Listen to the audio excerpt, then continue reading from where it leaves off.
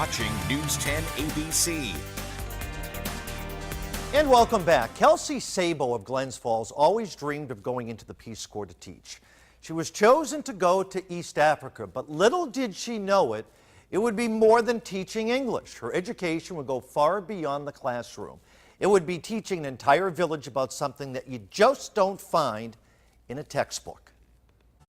I see this little thing underneath this pile of leaves, and then she comes out, and it was a little, I could hold her in my hands like this, so a little 11-day-old puppy. Her journey was 7,000 miles to Uganda in East Africa.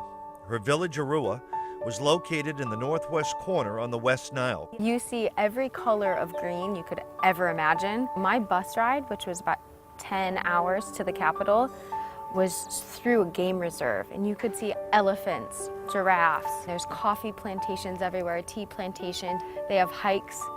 And then you come up to the north where it's much flatter, drier, windier, dustier, which is where I lived. At first, Mom was very nervous about the trip, but once she saw Uganda firsthand, she felt so much better. The people in Uganda are so welcoming, so warm. Her initial family that she stayed with, they took her in as a daughter, and they were just so opening their house to you.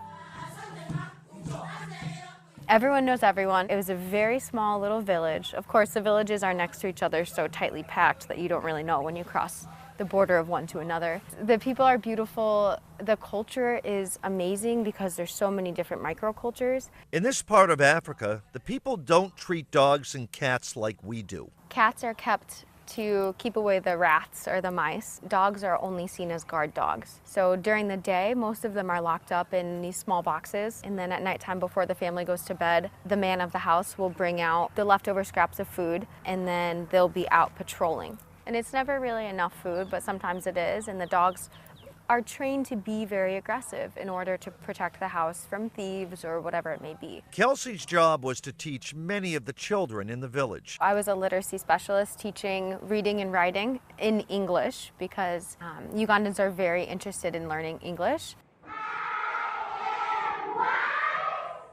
There's 3 goals of Peace Corps. First one is to teach the technical training. The second goal of Peace Corps is to teach people in your community about Americans. Then the third goal of Peace Corps is to teach Americans the culture of the host country that you're living in. And little did Kelsey know there was a 4th goal, and she didn't even know it. Went to go for a run one day, like I always did. So I saw these little kids, my little neighbors who I always play with.